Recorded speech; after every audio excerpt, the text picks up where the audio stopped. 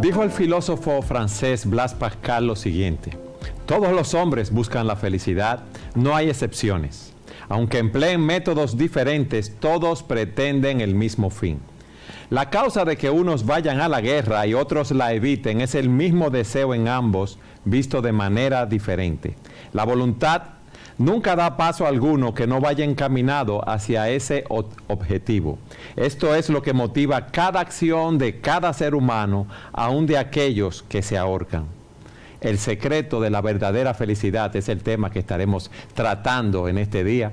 Y yo espero que Marcos y Sugel nos expliquen a fondo este secreto, de manera que podamos ser felices, que es el anhelo del corazón de muchas personas. ¿Qué tú opinas de esto, Marcos? Tú asumes que nosotros somos gente feliz. Sí, porque tenemos un tesoro, okay, una perla de gran precio. Ok. No, que estoy de acuerdo con la mitad de lo que tú dijiste. La otra mitad es que tú no estás... No, que tú dijiste que tú esperas que Sugel y Marcos te respondan. Yo espero la mitad. Yo espero que Sugel nos responda. Sugel, ¿cómo el mundo define la felicidad hoy en día? Bueno, antes de eso, tú citaste a Pascal. Y algunas personas pueden haberse chocado con la última frase que Pascal dice en esa cita. ¿Tú lo puedes repetir otra vez? Te la voy a leer desde la mitad, no en la última. La causa de que unos vayan a la guerra y otros la eviten es el mismo deseo en ambos, visto de manera diferente. La voluntad nunca da paso alguno que no vaya encaminado hacia ese objetivo. Esto es lo que motiva cada acción de cada ser humano, aun de aquellos que se ahorcan. Ok, ahí que está el punto. ¿Cómo que una persona que se ahorca anda en busca de la felicidad? Lo que pasa es que cuando una persona llega a la trágica decisión del suicidio es porque cree que va a estar mejor muerto que vivo. Entonces, aunque la frase es chocante, yo creo que Pascal tiene razón. Todo lo que el hombre hace, lo hace motivado por el deseo de ser feliz. El problema es, y es la razón por la que hay un montón de gente frustrada en la vida, si tú no defines correctamente la felicidad, y por ende no estás usando los medios apropiados para conseguirla, tú vas a vivir frustrado porque estás persiguiendo o algo que es ilusorio o algo que en verdad no da la verdadera felicidad. Entonces, es como correr tras el viento, Sugel. Exactamente, como lo define el autor del libro de Eclesiastés. Es un correr tras el viento. ¿Y qué es la verdadera felicidad? Conforme al mundo, conforme como las personas lo ven, porque muchos pueden decir, bueno, la felicidad es tener una cuenta en el banco porque eso me da seguridad, o tener salud para yo poder comer lo que yo quiera, o tener una familia sin problemas ni inconvenientes. Hace unos años me cayó en las manos este libro y lo compré porque me llamó la atención. Tú viste lo profundo de lo que tú has dicho. Me cayó en las manos este libro porque lo compré. O sea, tú tenías la mano abierta y vino el libro y te cayó. Sí, eso es una expresión metafórica. Ok. Bueno, me cayó en las manos porque estaba buscando algo en Amazon y de repente vi el título y yo conocí al autor. Se llama La virtud perdida de la felicidad. Y uno de los... El primer capítulo es precisamente, lamentablemente el libro está en inglés, pero el primer capítulo es la confusión actual acerca de la felicidad. Y él dice, un diccionario definió recientemente la felicidad como un sentido de satisfacción placentera. Entonces, dice el autor, noten que la felicidad es identificada con un sentimiento, es un sentimiento de, y más específicamente, un sentimiento bien cercano al placer. Entonces, hoy día, el problema es que la felicidad no se define en términos del carácter de una persona. No se define en términos de obtener un carácter, sino de tener momentos felices, de tener momentos de placer. De experimentar placer. Exactamente. Y él cita un ejemplo interesante. Él dice que su hija, cuando estaba en el 8º grado de la escuela, ella estaba en un equipo de soccer. No sé si en América Latina se usa la palabra soccer, supongo que sí, de fútbol. Pues se dice fútbol. Exacto. El asunto es que ellas estaban perdiendo el juego. Entonces, a la mitad del partido, el entrenador les dice a las chicas, no se preocupen de cómo esté el score, la anotación del partido. La razón por la cual nosotros jugamos soccer es para divertirnos. Así que traten de disfrutar la segunda mitad del partido y luego váyanse a casa felices, no importa cuál haya sido el resultado final. Entonces dice, al final de cuentas es, ¿quién ganó más? El que más se divirtió. Entonces él dice, No, la razón por la que yo quiero que mi hija juegue soccer en la escuela no es por esa razón. Es para que ella aprenda cómo ganar y cómo perder. Es para que ella sepa cómo cooperar con otros y trabajar en equipo.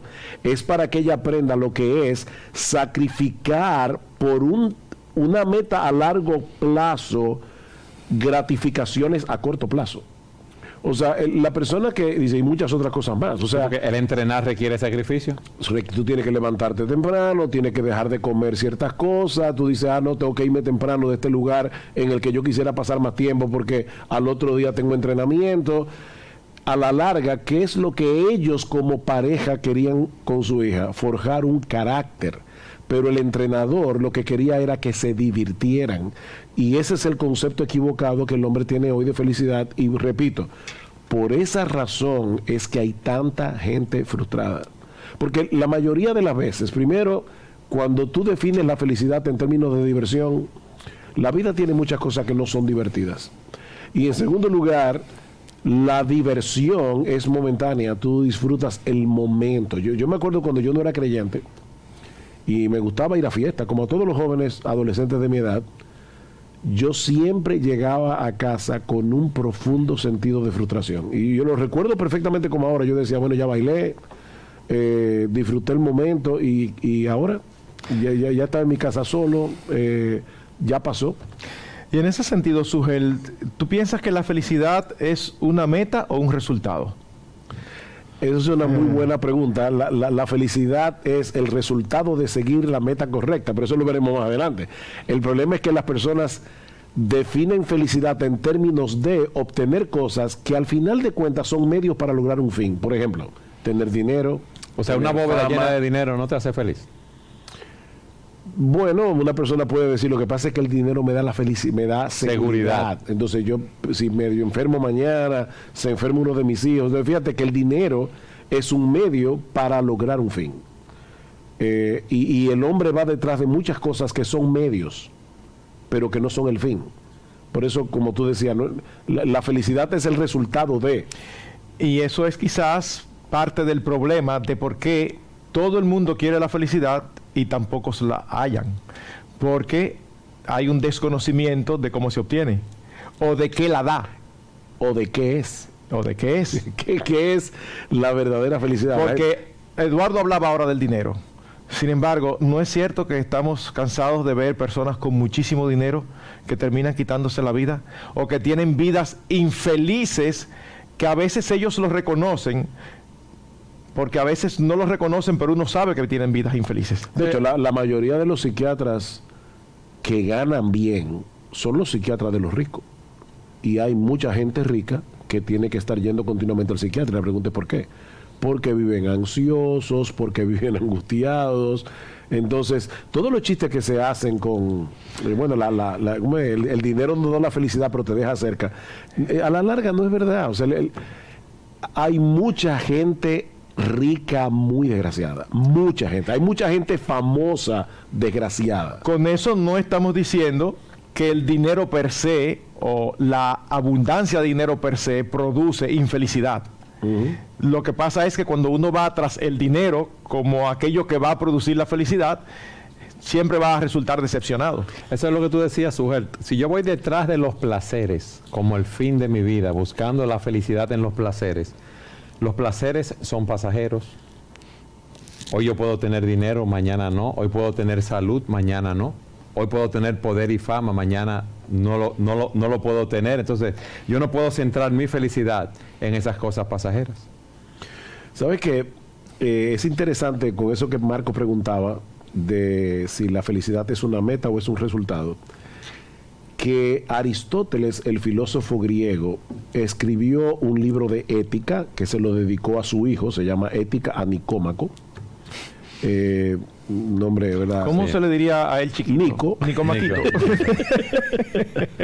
Sí, cuando yo doy clase de filosofía en la escuela, en el colegio nuestro, yo siempre le digo a los chicos, una de las ventajas de esta clase es que ustedes pueden hacer un glosario de los nombres para sus hijos. Protágoras, Anaxímenes, Anaximandro, Cratilo. Bueno. Pero bueno, en el caso particular de Aristóteles, él escribe este libro de ética para su hijo Nicómaco, Ética Nicómaco, y el deseo de Aristóteles es que su hijo sea feliz. O sea, él escribe un libro de ética procurando la felicidad de su hijo. Y algo interesante en el libro de Aristóteles es que él no define la felicidad sino hasta el final del libro, porque él entiende que la felicidad no se puede definir en términos de momentos felices, sino de una vida vivida de cierta manera. Entonces él dice, solamente al final de la vida de un ser humano es que tú puedes determinar si ese hombre fue o no fue feliz. Decía Francis Schaeffer, y con mucha razón, que los griegos plantearon todas las preguntas correctas, pero lamentablemente no llegaron a las respuestas correctas. Porque vamos a ver más adelante que la forma como Aristóteles define la felicidad también es un problema. Sin embargo, yo creo que él dio en el clavo en el sentido de decir, primero él dice lo mismo que dice Blaise Pascal, dice, la felicidad es lo que mueve al ser humano. La pregunta es cómo definimos la felicidad. Y él dice que la felicidad conlleva la idea de una vida verdaderamente buena. O sea, es la vida buena, no la buena vida, pero la que da la felicidad. Cuando dice la vida buena, ¿a qué se refiere? ¿Una vida virtuosa, una vida moral? Ok, ahí es que viene el problema. Él define la vida buena en función de la virtud, y no deja de ser interesante otra vez cómo él define la virtud, porque Aristóteles decía que la virtud es encontrarse en el justo medio. Por ejemplo, nosotros podemos decir, aquí está demasiado, justo medio y muy poco. Temeridad, un individuo temerario que arriesga su vida en deportes extremos. Él dice, eso es demasiado. Muy poco, la cobardía. Entonces, ¿dónde está el justo medio? Dice, en el coraje. Entonces, él define la virtud como el individuo que tiene el coraje de perseguir lo que él entiende que debe perseguir y no atemorizarse. O, por ejemplo, él dice, en cuanto al dinero, ¿qué sería demasiado? Ser un derrochador. ¿Qué sería muy poco? Ser un tacaño. ¿Cuál es el justo medio? Ser dadivoso. Entonces, él define todo el tiempo la virtud en función del justo medio, y él dice, el hombre que alcanza ese justo medio va a ser un hombre feliz. ¿Y si no lo alcanza? Va a ser un desgraciado. Y piénsalo, o sea, en eso él tenía algo de razón. Un hombre tacaño, un hombre cobarde, o un hombre temerario, o un hombre derrochador, al final de cuentas va a tener una vida desgraciada. Sí o no, depende de su ver, porque una persona puede ser temerario en los negocios e irle bien, y puede ser arriesgado, como hay muchos en la bolsa de valores y eso, que son temerarios empiezan empresas arriesgadas y les va bien. Pero otra vez, le va bien en el sentido de que ganan dinero. Sí. Pero Aristóteles te diría, sí, es que ganar dinero no es lo que define, porque el problema del temerario es que no tiene un carácter apropiado. Para Aristóteles, la felicidad depende del carácter que tú logres desarrollar, y ser un temerario, aunque te vaya bien en el sentido en que el mundo determina la palabra bien, al final de cuentas él te diría, no, ese individuo vivió una mala vida. Ahora, en ese sentido, lo que dice Sugel, estoy totalmente de acuerdo de que él da en el punto. Lo único que se queda corto porque no tiene la escritura. Pero él identifica la felicidad con carácter, no con circunstancias. Y cuando nosotros hablamos cotidianamente, espontáneamente, familiarmente con las personas, siempre que se habla de felicidad está íntimamente asociada a que se den ciertas circunstancias particulares, en lugar de estar asociada con ciertos aspectos de carácter o de personalidad. Sí. Mira, perdón, permíteme perdón.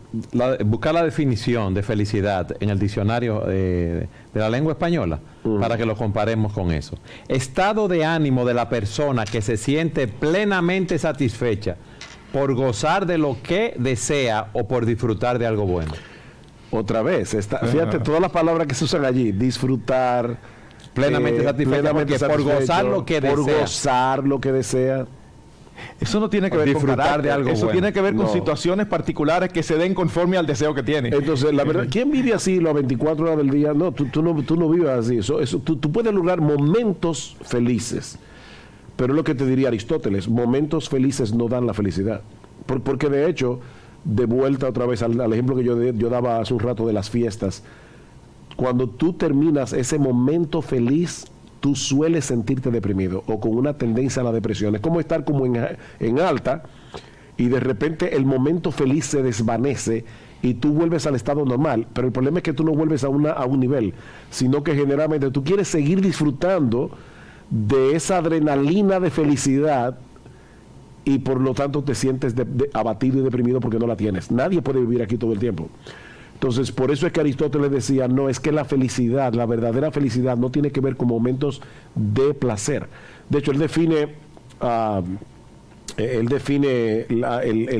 las virtudes como morales e intelectuales. Él dice, las morales se adquieren por el hábito, las intelectuales a través de la enseñanza, a través de la instrucción.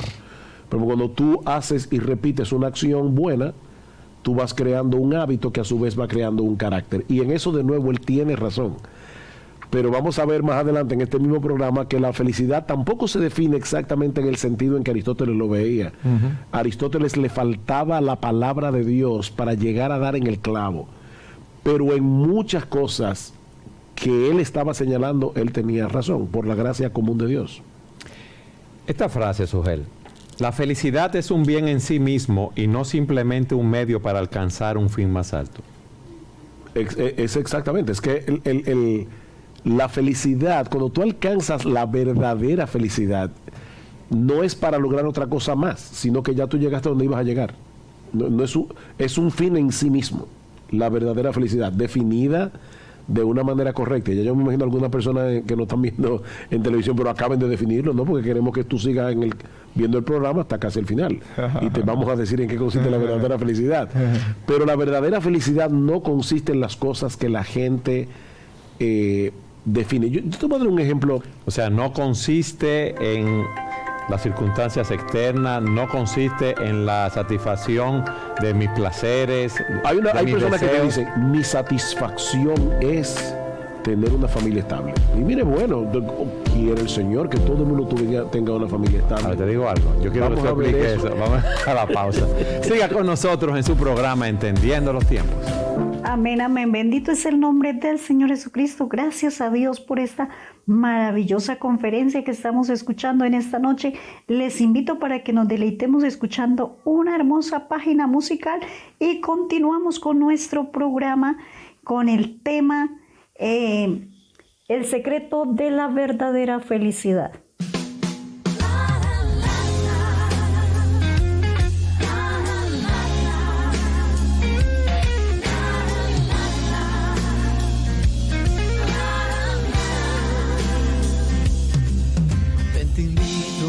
Amiga mía, que te quiero presentar la sublime gracia de aquel que un día me salvó.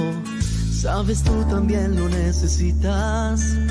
Deja ya de lamentar las traiciones de este mundo. Ven que mi Jesús es fiel. Él quiere brindarte una esperanza y un futuro más allá del espacio, más allá del sol y de todo aquello que pudieras divisar. Muchas veces he pensado escapar hacia un mundo así, donde todo lo que deseara se hiciera realidad, porque he vivido en las tinieblas en un mundo que me hace llorar. Es algo tan amargo de aceptar y tan difícil de explicar. No, se los ruego, amigos, por favor, ayúdenme a salir. Creo que ya no podría más, tan solo quiero ser feliz.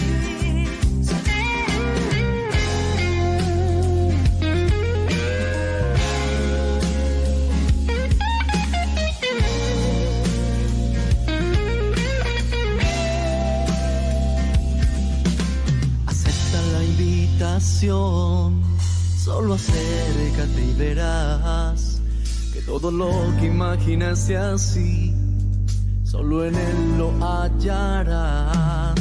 No recordarás siquiera nunca el pasado que quedó atrás, y un bello amanecer cada mañana tú tendrás.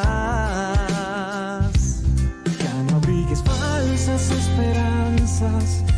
Mira hacia la cruz y entenderás que para ser feliz y sentirte así, solo basta tener a Jesús en el corazón.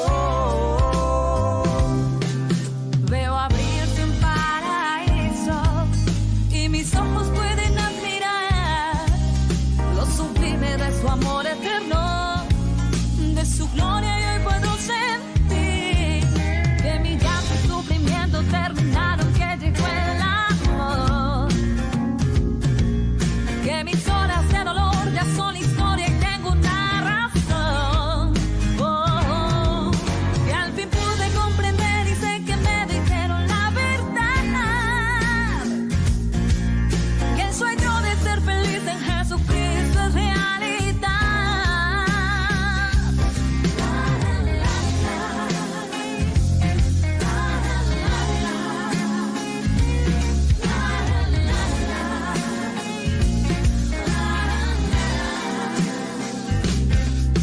Veo abrirse un paraíso y mis ojos pueden admirar lo sublime de su amor eterno, de su gloria y hoy puedo sentir que mi llanto y sufrimiento terminaron, que llegó el amor, que mis horas de dolor ya son historia y tengo una razón, que al fin pude comprender y sé que me dijeron la verdad, que el sueño de ser feliz en Jesucristo es realidad. Ya no siento dolor, ya no hay tristeza en mí, tuve felicidad, ya más de verdad. Ya no siento dolor, ya no hay tristeza en mí, tuve felicidad, ya más de verdad.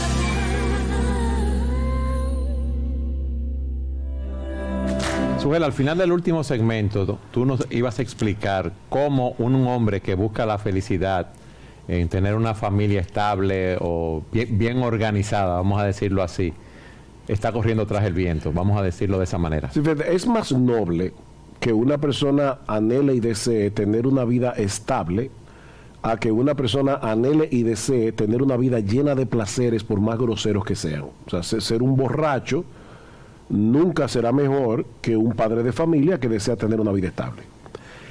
Habiendo aclarado eso, cuando tú haces de la estabilidad de tu familia tu felicidad, tú estás corriendo un riesgo muy alto de ser un desgraciado, porque las familias viven circunstancias que no son como nosotros las planificamos. Tú puedes... Hay accidentes, hay enfermedades, hay hijos rebeldes. Hay hijos rebeldes, hay muertes. Hay un montón de cosas que impactan la vida familiar. La vida familiar en sí misma tiene sus dificultades, tiene sus problemas. Aunque es delicioso estar en la familia, tener una familia, disfrutar de la familia. Pero nadie puede creer, un soltero, por ejemplo, que piensa, una soltera, cuando yo tenga mi casa, mi familia, yo voy a ser feliz. No, eso no es verdad. El matrimonio mismo te va a traer dificultades que vienen con el paquete del matrimonio. Entonces tú no puedes hacer de la felicidad nada circunstancial. De nuevo volvemos a Aristóteles. Él te diría, es que tiene que ver con un carácter. El carácter tiene que ver con tu persona, con lo que tú desarrollas, no con lo que tú tienes ni con lo que tú disfrutas externamente. El gran problema en el día de hoy, y sobre todo al final de la segunda mitad del siglo XX hacia acá, hubo un cambio dramático en la sociedad occidental. Fíjate que antes una persona decía, el matrimonio es importante, así que yo voy a luchar por él. Hoy la persona dice, no, si ya comienza a darme problemas, lo termino ahí mismo. Sí, me divorcio y salgo de eso. Exacto. Hay una... Porque eso me haría infeliz seguir bajo esta esclavitud, como dicen muchos, los problemas del matrimonio. Exactamente. Es que precisamente cuando se sobreenfatiza el lograr ciertas circunstancias para obtener felicidad, es que hay ese tipo de caos que tenemos ahora. ¿Por qué alguien dice que se siente que es un gato y hay que respetarlo? Bueno, porque imagínate, si esa persona se siente que es un gato, es la única manera que va a ser feliz, comportándose como un gato. Y entonces se llega a perder toda la razón. Y la lógica te dice que por más que piense eso, no puede ser feliz, porque no es un asunto de lograr lo que yo quiero, es un asunto de cultivar ciertos aspectos de carácter. De hecho, en cierto modo la vida, aún personas que no son creyentes, pero que son sensatas, saben que muchas veces tú tienes que sacrificar placeres momentáneos para lograr un fin mayor a largo plazo. ¿Tú quieres ser médico? Bueno, tú vas a tener que sacrificar muchas noches de sueño, tú vas a tener que sacrificar invitaciones, no, yo no puedo ir, yo estoy estudiando para el examen de mañana, tú tienes, pero al final tú vas a ser un médico y tú puedes usar eso para tu propia gloria y fama, o lo puedes usar para el bien de mucha gente. Y puedes tener una vida feliz haciendo lo que tú crees que Dios te ha llamado a hacer, que en este caso sería cumplir tu vocación.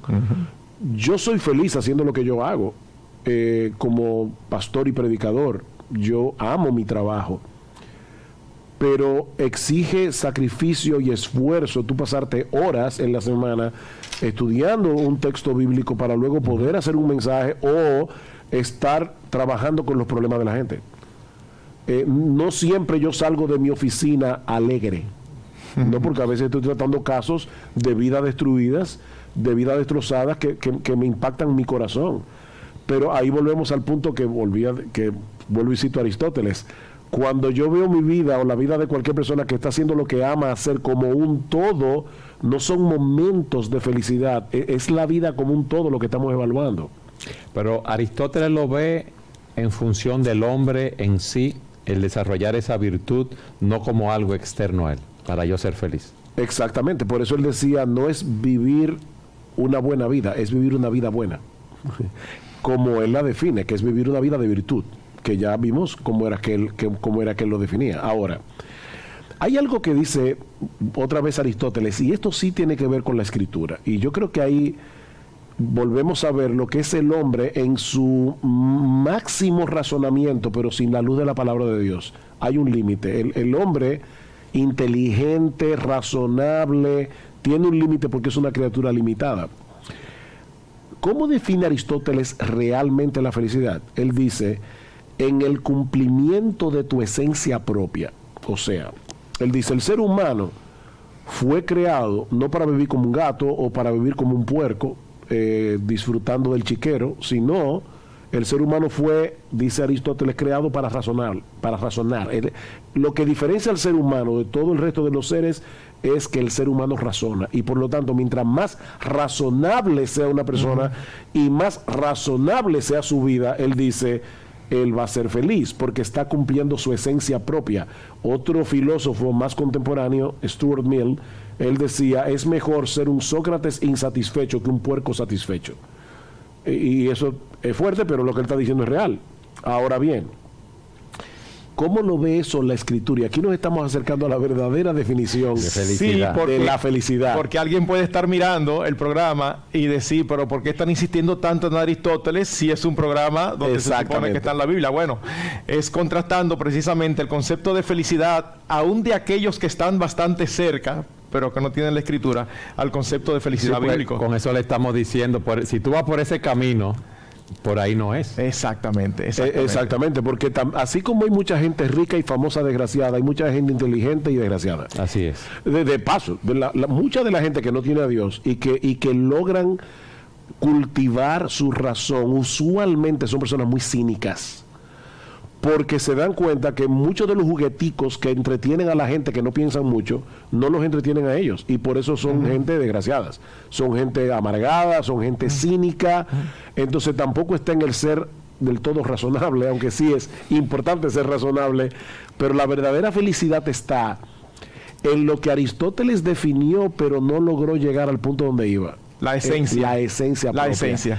Tenemos entonces que preguntarnos, ¿para qué fue creado el hombre? Porque si tú logras aquello para lo cual tú fuiste creado, es verdad que tú vas a ser feliz, y eso no lo dijo Aristóteles, eso lo dice la Biblia. Tú vas a ser feliz siendo lo que tú deberías ser. No, y lo primero que tú has establecido con eso es que el hombre es un ser creado, no evolucionó. Exacto. Y tiene un fin, un propósito para el cual fue creado. Aún quizás para servir como puente a entrar a lo que dice la Escritura, me gusta hacer una ilustración. Yo sé que cuando se pone a los animales a darle personalidad a hablar es una fábula. No sé si se aplica a cuando son cosas. Pero supongamos que le damos personalidad a un serrucho y a un martillo. Sí. ¿Tú puedes cortar una tabla con un martillo? Tú puedes. Mal cortada. Exacto. Pero tarde o temprano tú puedes. Y tú puedes clavar un clavo con un serrucho, posiblemente con el mango. Ahora, si los serruchos tuvieran personalidad, ¿estarían ellos felices haciendo eso?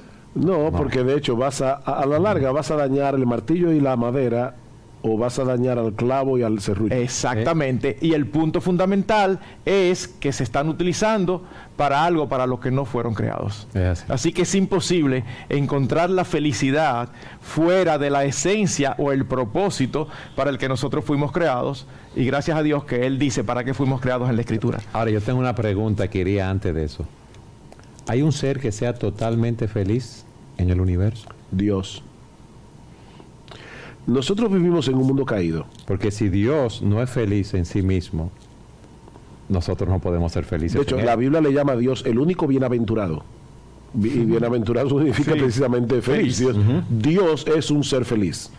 Y Él creó el mundo para que los hombres disfrutaran de su felicidad, de la felicidad de conocerle a Él. Porque Él es lo más grande que Él tiene. O sea, Dios no tiene nada más grande que darnos que Él mismo. Ni tiene nada más grande ni más hermoso que mostrarnos que Él mismo. Y por lo tanto, cuando Dios crea al hombre, y dice la Biblia que lo crea para su gloria, no es porque Dios es un ser narcisista que está esperando que crea un montón de personas para que lo alaben. Decía, creo que era Brad Pitt, ¿cómo yo puedo creer en un Dios que crea un montón de personas? Un Dios narcisista que crea a un grupo de personas para que lo adoren. Brad Pitt estaba equivocado, porque si yo lo veo de esta manera, ¿y qué si Dios en su justicia y en su sabiduría sabe que no hay nadie ni nada más glorioso que Él, y en su bondad quiere compartir con el hombre la felicidad que Él experimenta en ser quien Él es? Entonces, aquí no tenemos a un ser narcisista, sino a un ser sabio y bueno. Y así, Él es el mayor bien del universo. Exactamente. Fíjate, el apóstol Pablo responde esa pregunta, ¿verdad? ¿Para qué fuimos creados? En Romanos capítulo 11, versículo 36, él dice, porque de Él, y por Él, y para Él, son todas las cosas. O sea, todas las cosas son de Él es la fuente, por Él, o sea, Él fue que las hizo, para Él, fueron creadas en última instancia para algo que tiene que ver con Dios, no con la criatura.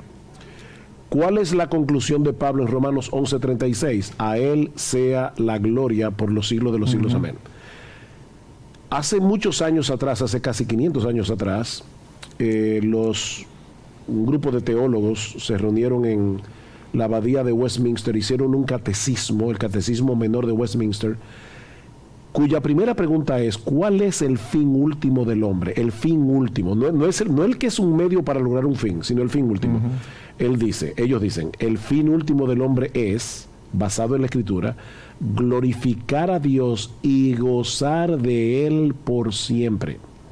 Alguien decía que tal vez hubiera sido mejor poner, glorificar a Dios al gozar de Él por siempre. O disfrutando de Él por siempre. Para que no parezca que son dos cosas diferentes. Porque tú decías al principio del programa, ¿es la felicidad una meta o es un resultado?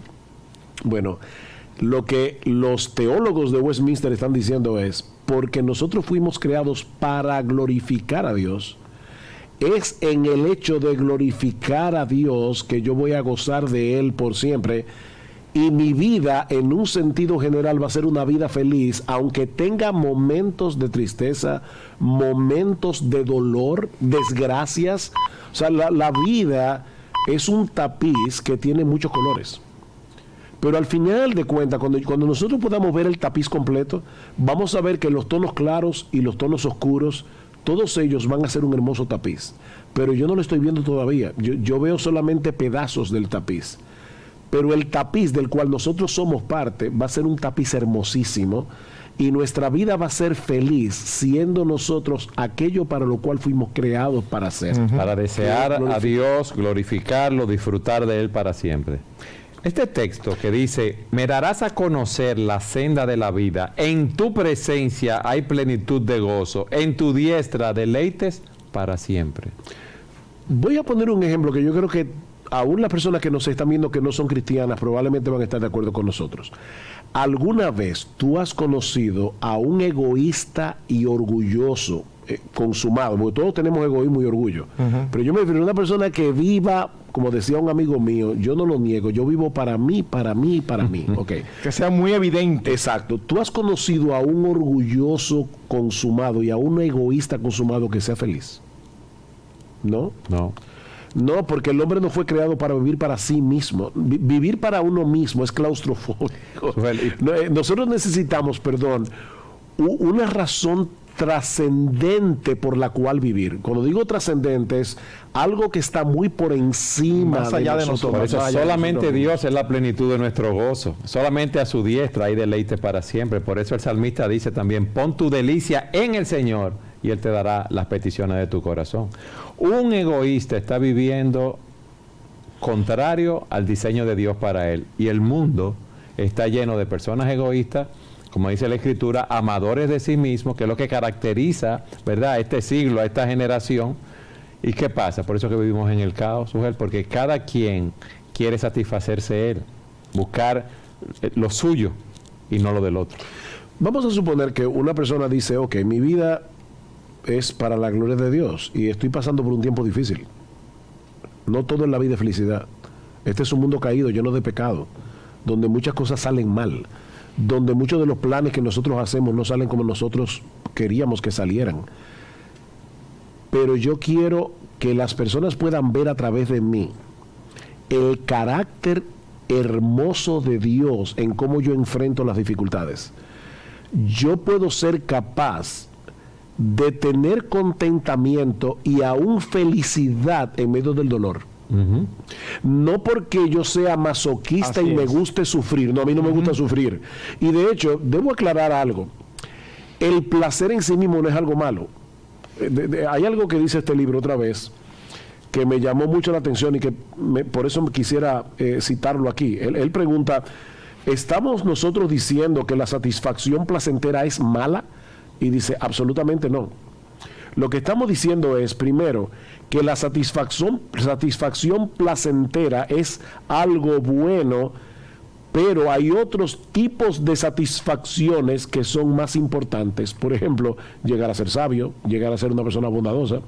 Segundo, en sentido general, la satisfacción placentera provee metas pobres a largo plazo, pero son un excelente, ¿cómo tú traduces byproduct? Un subproducto.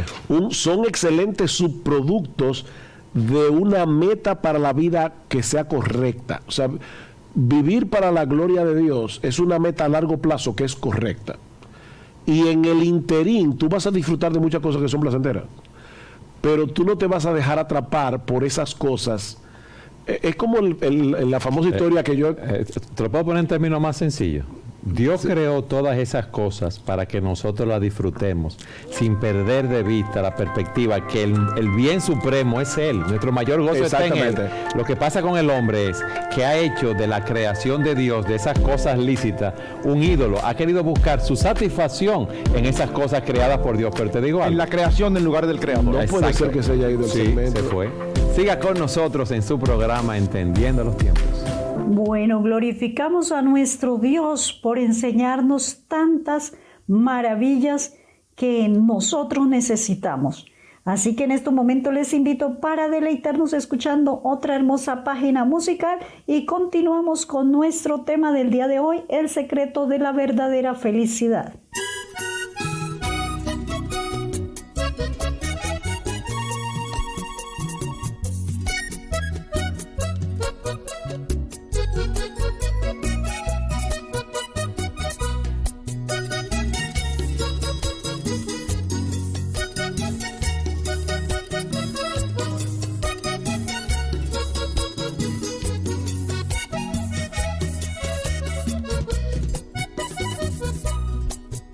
¿Dónde te encuentras felicidad?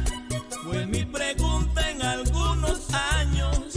En el dinero, en las relaciones, en la posición o en el trabajo, en unos lindos ojos verdes, en un perfecto y bello cuerpo o en unos labios rojos.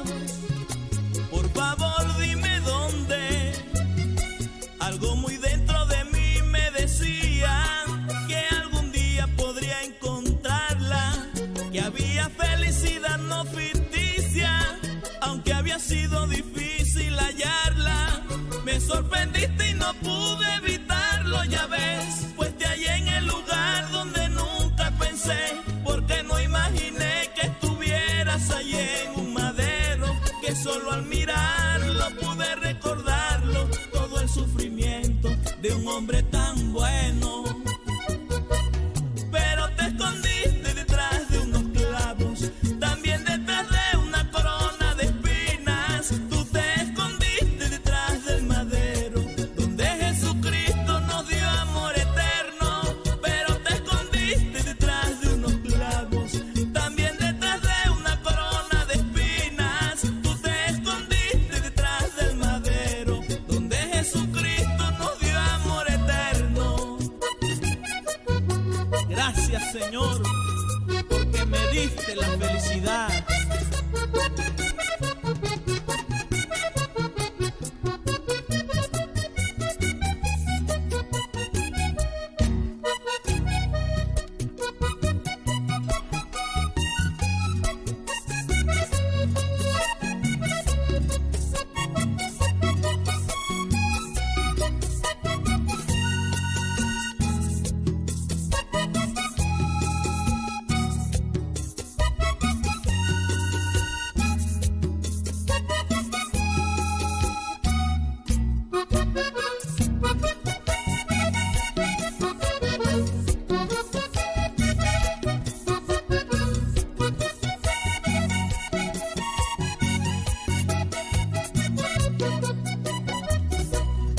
Si hubiese estado al pie del madero y tus ojos me hubieran mirado, estoy seguro que hubieses dicho: no bajo de aquí porque yo te amo.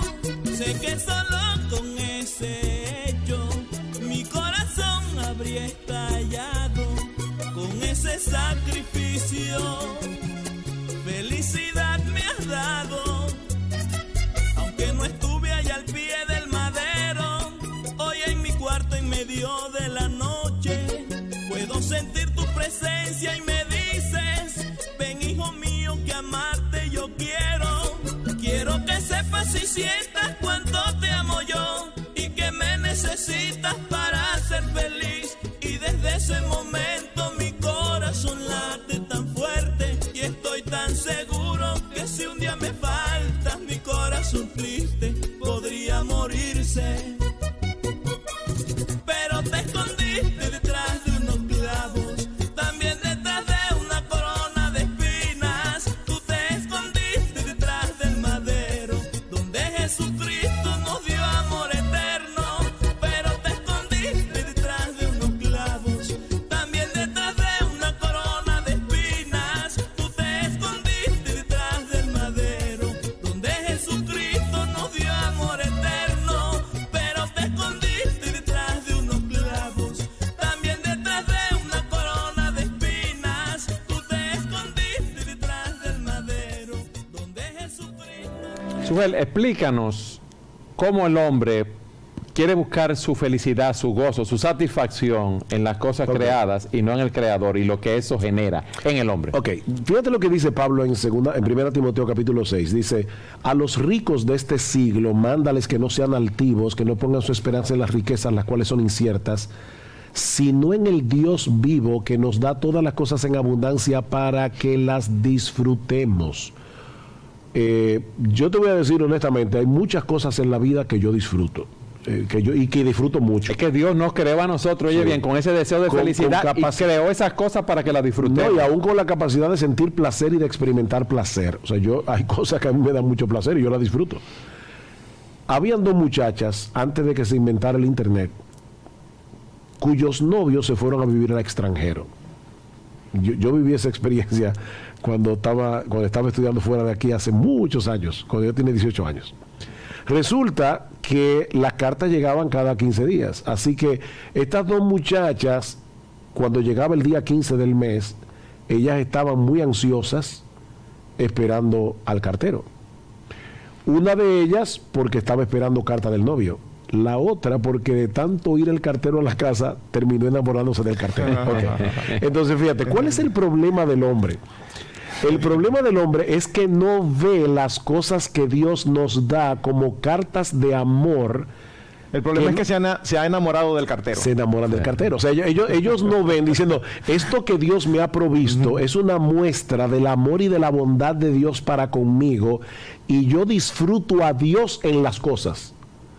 No, lo que estas personas hacen es que sustituyen a Dios por las cosas.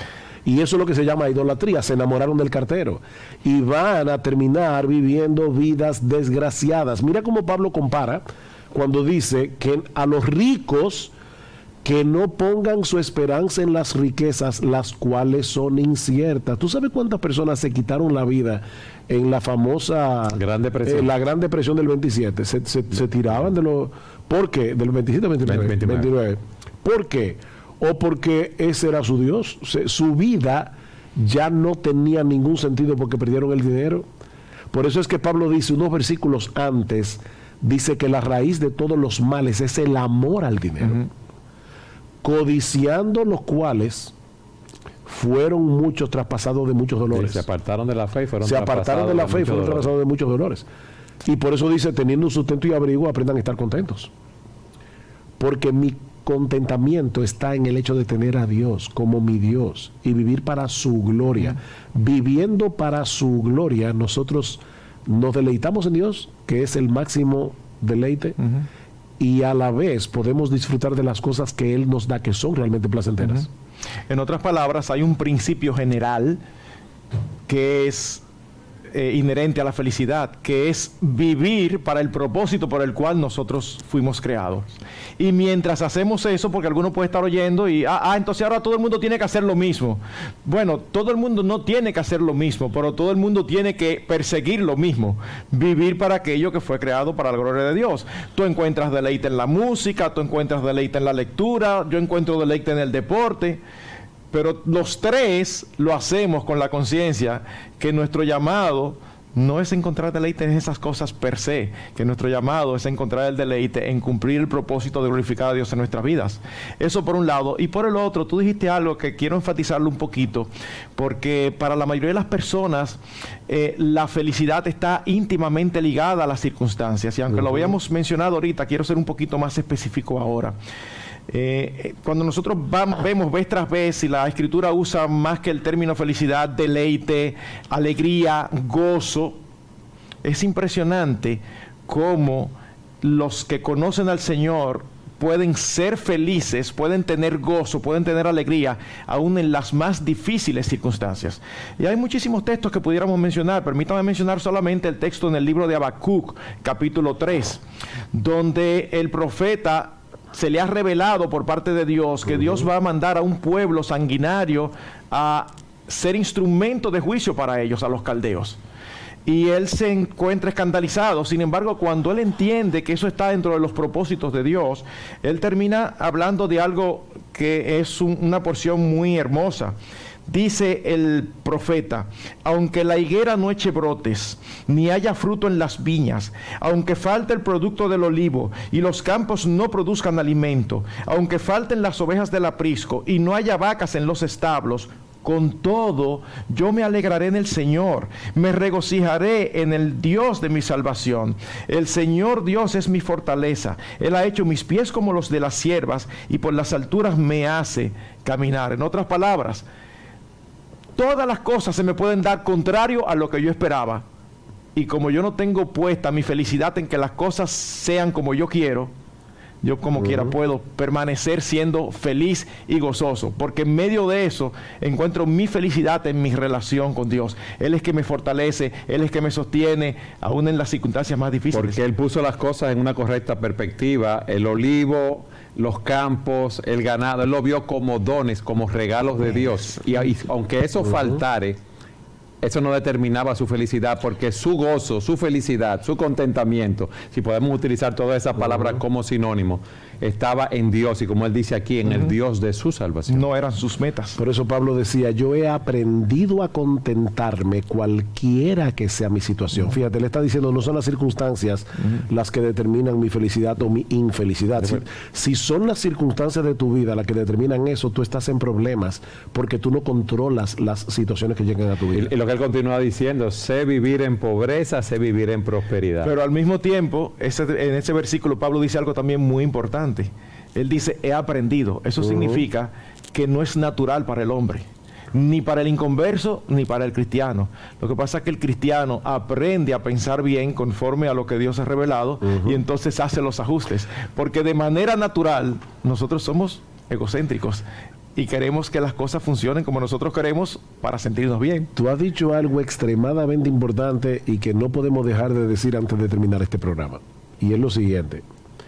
Ningún ser humano nace naturalmente ni capacitado ni deseando glorificar a Dios. Nosotros decíamos, tú eres feliz cuando logras hacer con tu vida aquello para lo cual tú fuiste creado. Y tú fuiste creado para algo más trascendente que tú. Glorificar a Dios y gozar de Él por siempre. Pero es que el hombre nace en pecado. Y la esencia del pecado es vivir para mi gloria, tratar de buscar mi satisfacción en lo mío, en mis circunstancias, y por lo tanto no disfrutar a Dios. De hecho, en la mente del ser humano natural, mientras más lejos yo esté de Dios, mejor. Porque Dios es un matagozo cósmico. O sea, Él está en el cielo. Es un estorbo para cumplir aquellas cosas que yo entiendo que me van a dar felicidad. Entonces, Es un obstáculo, mi felicidad. a menos que yo no sea salvado de esa vida en la que yo nací, yo no voy a poder encontrar la verdadera felicidad, que a su vez se encuentra en poder cumplir el propósito de mi existencia. Yo necesito el Evangelio. O sea, la razón por la que Cristo vino al mundo es para rescatar personas que estaban perdidas. Ese concepto es interesante. Cristo dijo, yo he venido a salvar lo que se había perdido. Y uno pregunta, ¿qué significa eso de perdido? Tú tienes una llave, se te perdió la llave de tu casa. Esa llave todavía puede abrir la puerta de tu casa, pero a ti no te sirve para nada porque está perdida. Hasta que tú no la encuentres, esa llave tú no vas a poder utilizarla para aquello para lo cual fue creada. Bueno, el hombre está perdido en el sentido de que él fue creado para algo, pero debido al pecado, él no puede realizar ese algo, que es vivir para la gloria de Dios y gozar de Él por siempre. Por lo tanto, él está perdido. Él tiene que ser hallado. Él tiene que ser encontrado, Él tiene que ser recobrado.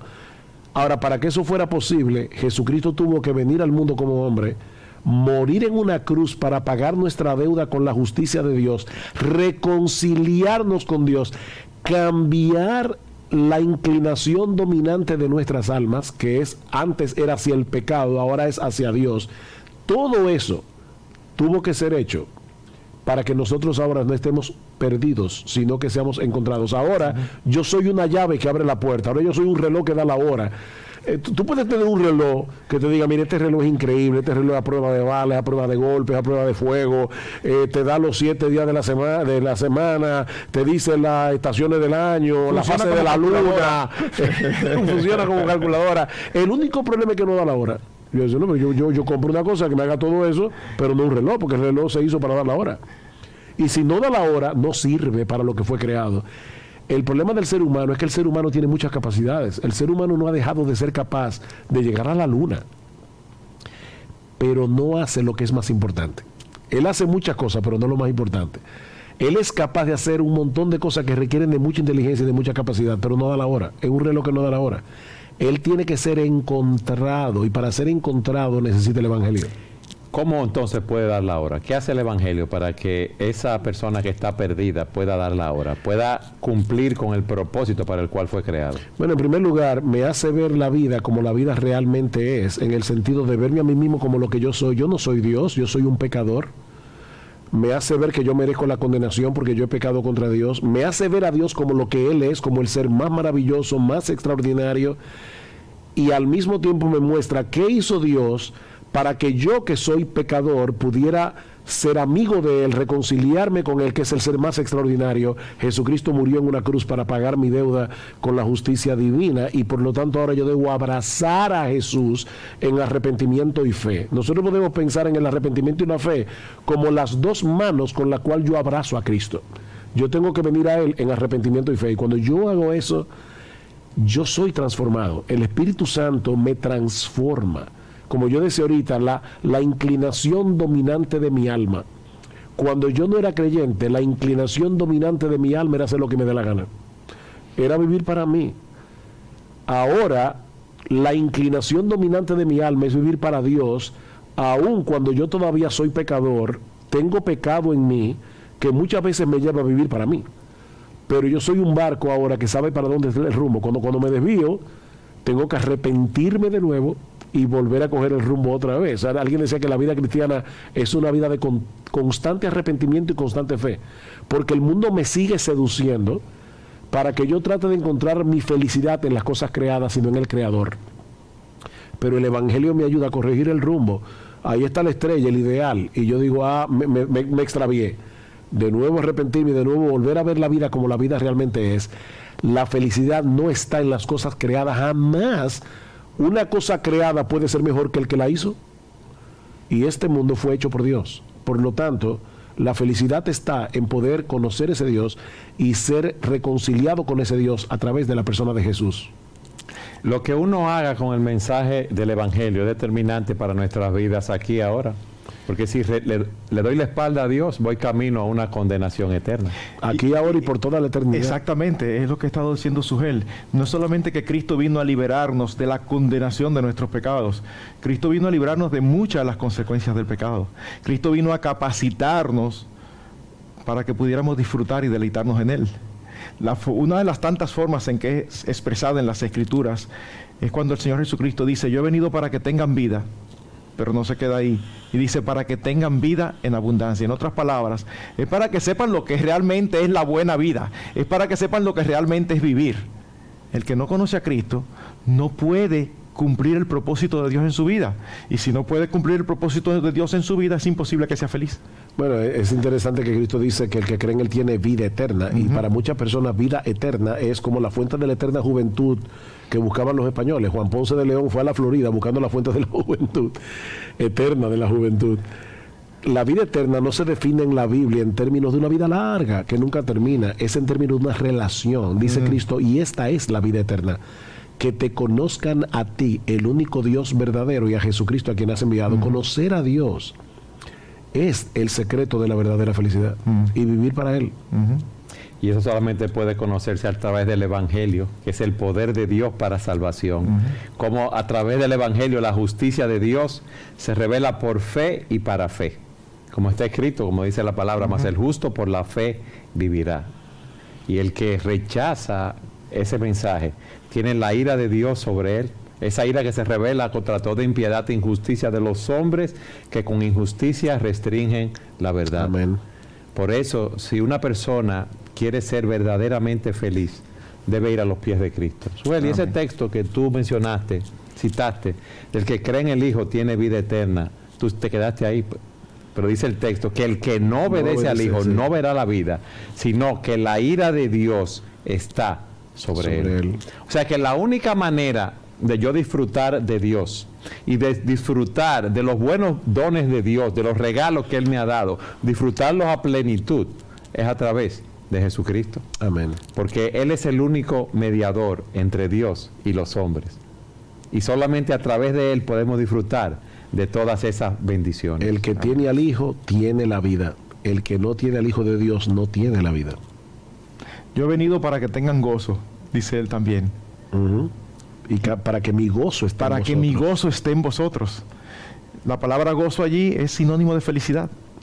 ¿Cuántas personas, a la luz de lo que hemos visto, están buscando el gozo, la felicidad, la plenitud en esta vida, en los dones dados por el Creador, en los regalos, a través de los placeres, cuando, como tú decías, esos dones, esos regalos nunca van a ser mayor que el Creador? Claro. Marco, nos quedan 30 segundos de programa. ¿Qué tú le dirías a nuestros televidentes a la luz de lo que hemos hablado acerca del secreto de la verdadera felicidad?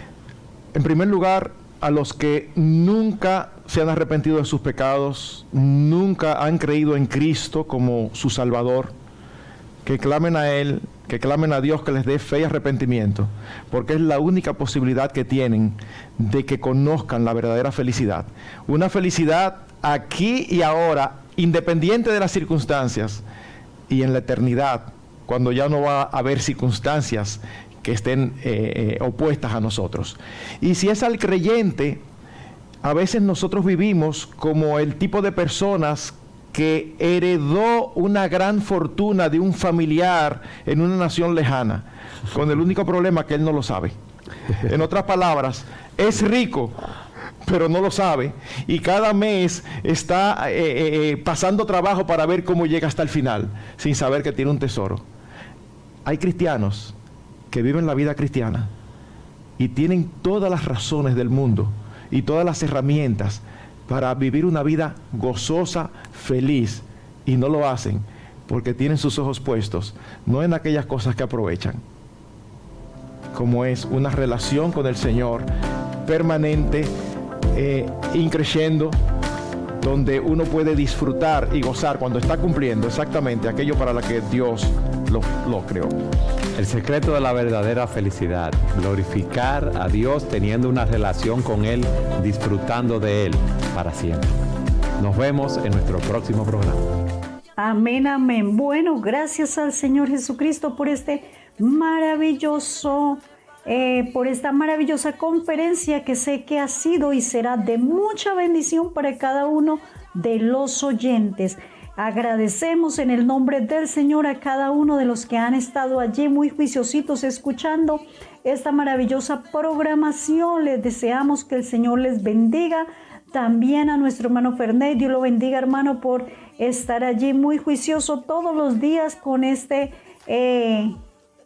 programas que se realizan día a día a través de esta emisora. En estos momentos vamos a hacer una oración. Si hay más reportes de sintonía por allí, esperamos a nuestro hermano Fernet que nos dé los saluditos o los reportes de sintonía. Vamos a orar, a terminar este programa con una preciosa oración. Vamos a orar al Señor, vamos a presentar a cada uno de nuestros hijos, de nuestros adolescentes. Señor Dios y Padre nuestro, te damos muchas gracias, Señor, porque tú cada día nos bendice, porque tú has preparado hombres y mujeres para llevarnos mensajes maravillosos a nuestra vida. Gracias, Señor amado. En estos momentos presento a cada uno de los jóvenes, a cada uno de nuestros niños, nuestros adolescentes, para que sea usted, Señor, haciendo esa obra en la vida de cada uno de esta juventud, Señor. Obra poderosamente, permite que ellos puedan abrir sus corazones para que te puedan recibir a ti, único Dios verdadero. En el nombre del Señor Jesucristo de Nazaret te lo rogamos y declaro libertad, declaro bendición, declaro vida eterna para los jóvenes, para los adolescentes, en el nombre del Señor Jesús. Muchas gracias le damos al Señor por su gran amor y su infinita misericordia. Así que una feliz noche para todos, que el Señor Jesucristo les bendiga. En el camino.